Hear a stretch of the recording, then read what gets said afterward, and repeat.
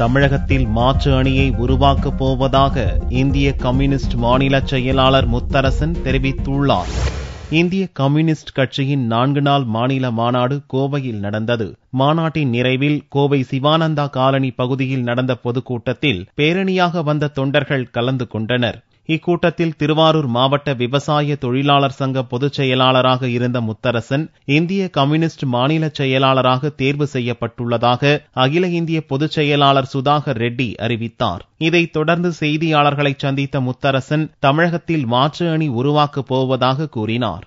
தமிழ்நாட்டில் காங்கிரஸ் அல்லாத, பாஜக அல்லாத, திராவிட கட்சிகள் திமுக, அதிமுக அல்லாத ஒரு மாற்று அணியை உருவாக்குவதற்கான முயற்சியில் நாங்கள் ஈடுபடுகிறோம். குறிப்பாக இந்திய கம்யூனிஸ்ட் கட்சி, மார்க்சிஸ்ட் கட்சி மற்றும் இடதுசாரி கட்சிகளுடைய ஒற்றுமையை உருவாக்குவதற்கும், ஜனநாயக சக்திகளை இணைத்துக் கொண்டு மதவாத சக்திகளுக்கு எதிராக, முதலாளித்துவ கொள்கைகளுக்கு எதிராக ஒரு மாற்று கொள்கையை வைத்து போராடுவது என்ற ஒரு அரசியல் தீர்மானத்தை இந்த மாநாட்டில் நிறைவேற்றியிருக்கிறோம். கடந்த 9 ஆண்டுகளாக பொதுச் செயலாளராக இருந்து வந்த தா பாண்டியனின் பதவிக்காலம் முடிவடைந்ததை தொடர்ந்து முத்தரசன் தேர்ந்தெடுக்கப்பட்டுள்ளார்.